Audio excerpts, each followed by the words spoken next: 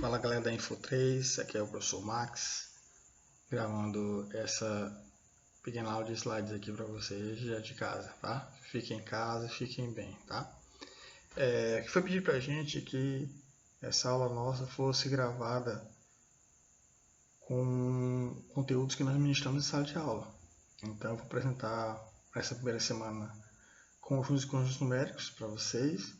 Na próxima semana vai ser aritmética e grandezas, tá bom? E nós vamos ver hoje. Eu vou falar um pouco sobre a história da matemática do surgimento de conjuntos. Vamos ter uma noção gerais de conjuntos. Apresentar os 5 conjuntos que o Enem cobra. Nós temos 6 conjuntos hoje no mundo, mas o Enem só cobra 5. E ver como é que o Enem cobra conjuntos em sua grade de provas, tá? Lembrando que esse último tópico refere-se aos Enems de 2009 até 2019, que são os Enems que já utilizam essa base que nós temos hoje. Tinha uma questão com distratores, contexto, contextualização e tudo. Então assim, como é que surgiu da necessidade de um método de contagem? Então, há 4.000 anos antes de Cristo, quando o ser humano precisou contar, então ele criou os números. Mas para ele poder colocar esses números bem postos no lado da criação, teve a criação dos conjuntos. E o primeiro conjunto que surgiu foi o dos naturais. Por quê? Porque você vai contar quantidades. Pela foto aí você vê, né? O cara ia contar quantas ovelhinhas tinha. Ah, tinha 7 ovelhinhas. Como é que ele ia montar esse conjunto, montar essa estrutura, esse agrupamento? E aí foi criado o conjunto dos números naturais. Na sequência, o outro conjunto a ser criado foi o dos racionais. Por quê? Quando você cria os naturais, você tem a soma de quantidades e você começa a pensar em dividir. E quando você pensa em dividir, aí surge o problema da divisão, por exemplo, de 3 sobre 2, que com os naturais ela não é válida, mas com os números racionais ela é válida sim. Então foi criado em seguida com os racionais. Quando se precisou de temperaturas abaixo de zero, na Rússia está menos 30, na Sibéria, criou-se os números inteiros. Ah, meu Deus, mas aí quer dizer que eu tenho 3 sobre 2 é 1,5, 4 sobre 2 é igual a 2, surgiu a potência, 2 elevado a 3, 8, surgiu a raiz quadrada de 4, 2. Mas a raiz quadrada de um número como 3, por exemplo, nós hoje sabemos que é aproximadamente 1,7, mas antigamente não se tinha essa visão. E aí foi surgindo os racionais, que são diferentes dos racionais, são disjuntos, não tem elemento de interseção, eu já falo que é isso para vocês. E por último surgiu os reais, que contemplam todo mundo. Bom, essa é uma partezinha inicial de como é que surgiu os conjuntos e essa necessidade. Hoje, esse conteúdo ele é fundamental para que você consiga entender o início da matemática, né? Isso na parte de aritmética, a parte de conjuntos. Então, valores gerais, referindo ao conjunto C. Os elementos do conjunto C, que é o 0 e 6, eles também estão em A, o 0 e 6. Logo, eu posso afirmar que o conjunto C está contido em A. O conjunto B está contido em A? Não. Aí eu diria que o conjunto B não está contido em A. E o símbolo vazio, como está colocado aqui, se você coloca só o vazio assim, você está se referindo ao conjunto vazio, que não possui nenhum elemento.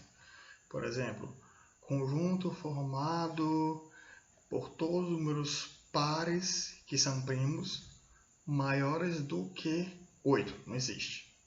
É 0, conjunto vazio. Quando você tem o símbolo de conjunto vazio, como tem aqui, nesse caso, aqui é o símbolo conjunto. Quando eu coloco para comparar com pertence e não pertence, eu só posso comparar quando eu pego elemento com conjunto. Não é o caso aqui, por isso eu coloquei não pertence. Esse outro símbolo, que é esse Uzinho de cabeça para baixo, quer dizer interseção. Ou seja, eu vou procurar todo mundo que está no A, todo mundo que está em B ao mesmo tempo e montar um conjunto com ele. você olha para o A e para o B, quem é que está no A e no B ao mesmo tempo? O 0, o 6 e o 8. Se eu olhasse para o A e o C, quem está nos dois ao mesmo tempo? O 0 e o 6. Beleza? União, que é esse U normal, é quando você pega dois conjuntos e coloca num só. Perceba que o A e o B possuem o 0 repetido, o 6 repetido e o 8 repetido, né? Mas você coloca só um. Aí eu coloquei na ordem crescente aqui. Geralmente a gente coloca na ordem crescente, essa ordem ela pouco vai importar, mas por conveniência, por convenção, colocou-se em ordem crescente. E essa última comparação, que é o B menos C, é a diferença entre conjuntos. O que quer dizer B menos C? Quer dizer que eu vou criar um conjunto onde eu tenho todos os elementos de B menos aqueles que estão em C. Então, olha para o C. Ó. O C não tem o 0 e 6? Aí você tira o 0 e 6 do conjunto B. Quando você fizer isso, você vai obter aí um formado pelos números 2, 4 e 8, como está bem colocado aqui. Tá? Suja bomba, conjuntos numéricos. Esse símbolo aqui ele é autoexplicativo. Aqui é como é que você distribui hoje os conjuntos. O N, conjuntos naturais, formado pelos números de 0, 1, 2, 3, e aí por diante, expressam quantidades. Quando você pega todos os naturais e pega os seus opostos, menos 1, menos 2, menos 3, assim por diante, você cria conjuntos inteiros. E quando você, a partir do conjunto dos inteiros, faz divisões, 1 dividido por 3, menos 2 dividido por 4, 5 dividido por 2, você cria o conjunto dos racionais. Os irracionais, que é essa bolinha que está separada, percebe que está bem separado aqui, um dos irracionais ele é criado a partir do momento em que você tem uma raiz que você não sabe o resultado exato dela, raiz quadrada de 2, por exemplo, raiz quadrada de 3. O número π é um dos irracionais mais poderosos que hoje existem. O φ, que é o número de ouro. Enfim, esses números que considerados irracionais são aqueles que você não consegue colocar na forma de fração. O resumo é isso. E aí quando você une os irracionais reais, você vai ter os racionais com os irracionais, vai ter os números reais. E aqui eu botei uma explicação bacana para você de como funciona, como é que se apresenta esse conjunto, resumozinho. Os números naturais, esse N cortadinho, percebe que tem essa seta cortada para não confundir com o N do alfabeto. Expressa a quantidade. Os números inteiros, ele possui todos os naturais e os seus opostos. Ele apresenta também os valores negativos. O conjunto dos números racionais eu coloquei aqui na forma de lei de formação. A sobre B, que é a fração. O A e o B tem que ser inteiros e o B tem que ser o Z asterisco, quer dizer que não pode ser zero. Ou seja, aquele lance. Quanto é 0 dividido por 3? Beleza, é 0. Quanto é 3 dividido por 0? Não existe, pelo amor de Deus, não existe, tá? Qualquer número cujo denominador é 0, essa divisão na matemática ainda não existe. Como os irracionais, ele é formado por todos os números que você não consegue colocar na forma de fração. Então, se não conseguir colocar na forma de fração, ele não é racional, passa a ser racional. E aí os reais são as junções dos racionais e irracionais. Bem, mas vamos no que interessa, né? E como é que no Enem esse conteúdo pode ser cobrado? Bem, eu vou botar aqui. Tá vendo essas duas questões aqui? São duas questões. A primeira, você transformar esse número aqui em fração, e a segunda, você ordenar esses caras. Pois bem, no Enem ele pega essas duas questões e dá uma contextualização para ela.